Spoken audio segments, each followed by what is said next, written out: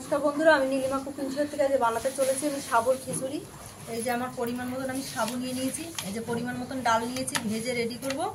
আর এই যে এই সবজি দেবো, গাজর, টমেটো, ক্যাপসিকাম দিয়ে আমি সুন্দর করে খিচুড়িটা কীভাবে বানাচ্ছি আপনারা সাথে থেকে দেখতে থাকুন। আমি এখন কেটে সব রেডি করছি। আগে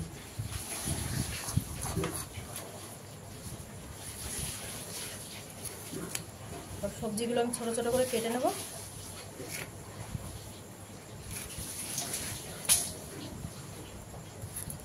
এইভাবে আমি আস্তে আস্তে সব সবজিগুলো কেটে নেব।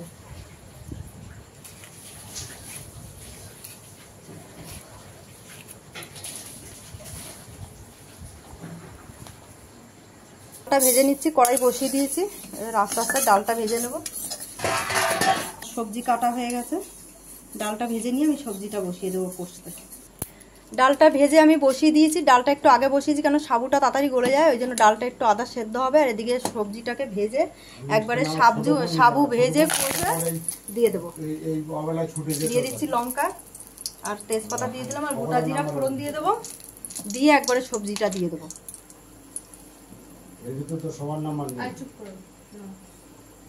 দিয়ে দিলাম গোটা জিরা,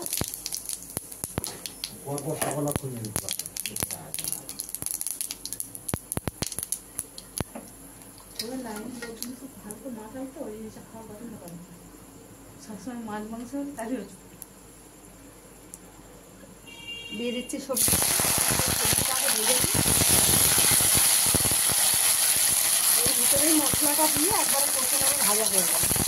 সাবুটাকে দিয়ে কষে নিয়ে আমি এই ডালটার মধ্যে ঢেলে দেবো। দিয়ে দিচ্ছি সাবুগুলো, সবজি ভাজা হয়ে গেছে। দিয়ে দিচ্ছি পরিমাণ মতন আদা বাটা, দিয়ে দিচ্ছি একটা গোটা টমেটো কাটা, এবার দিয়ে দেবো আমি আমার পরিমাণ মতন জিরার গুঁড়ো, দিয়ে দিচ্ছি পরিমাণ মতো হলুদ গুঁড়ো,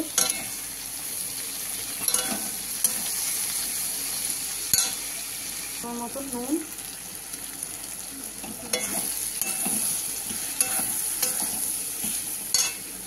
দিয়ে দিচ্ছি একটু পরিমাণ মতন মিষ্টি। এটা কষা হয়ে গেলে আমি এই ডালটায় যে আদা সেদ্ধ হয়ে গেছে ডালটার মধ্যে আমি ঢেলে দেবো।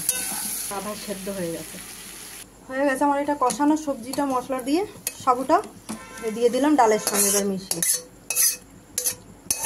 এখন এটা ফুটবে এইভাবে, দেখুন বন্ধুরা ফুটছে কি সুন্দর, একদম টকবক করে। আমি একটু ঘি দিয়ে দিচ্ছি, হাফ চামচ।